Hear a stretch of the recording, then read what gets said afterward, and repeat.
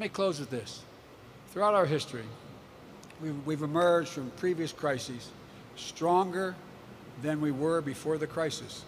One of the few nations in the world done that. Every major crisis has occurred in American history. Every one. We've come out stronger after it than before it happened, because we invested in ourselves. During and after the Civil War, we built the Transcontinental Railroad, uniting us, East and West, creating jobs and opening up America in a way it never had occurred before. During the Cold War, we built the interstate highway system, transforming how Americans live their lives, allowing us to spread out across the nation.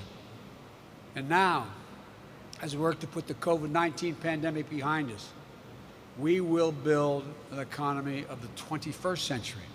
It matters. On Monday, I held a virtual meeting for 3.5 hours almost with President Xi Jinping of China.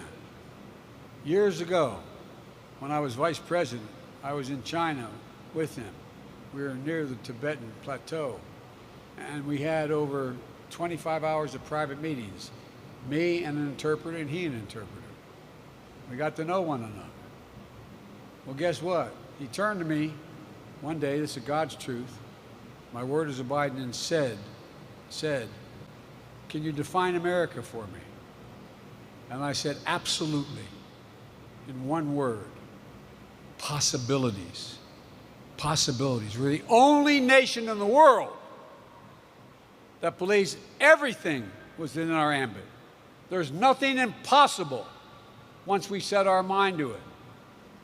It's never been a good bet, as more world leaders have heard me say, it's never been a good bet to bet against America. Never.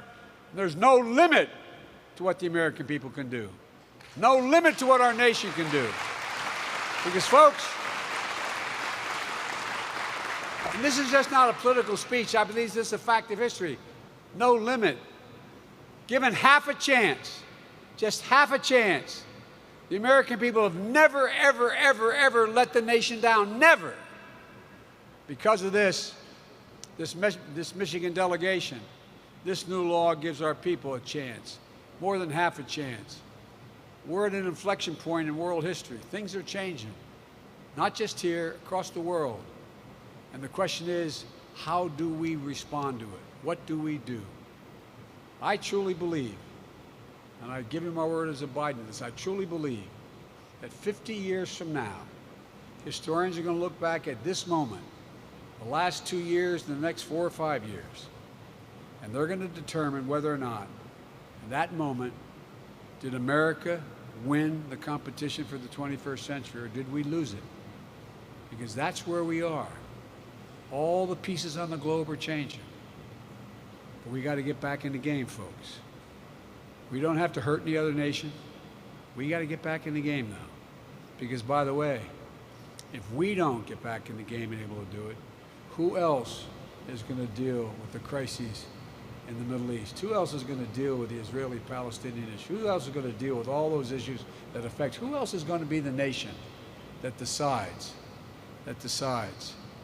that we have to have a plan to deal with the next pandemic and lead the world, so we're not where we are now? Because there will be others. Folks, I'm betting on America. I'm betting on the American people. We've got to focus on what made the nation great. I have no problem with people on the Wall Street, bankers and others, fine. But they didn't build America. The middle class built America.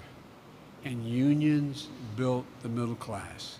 God bless you all, and may God protect our troops. Thank you, thank you, thank you.